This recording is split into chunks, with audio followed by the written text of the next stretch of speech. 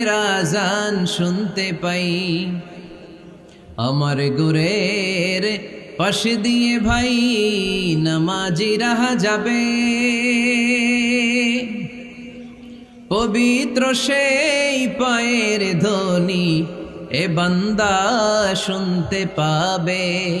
গোরা যাব হতে গুনাহগার পাইবে রেহাই, মসজিদেরি পাশে আমায় কবর দিও ভাই। কত মানুষ নামাজি ভাই মসজিদাঙ্গিহীনাতে, আল্লাহর নামের জিকির করে লুকিয়ে গভীর রাতে।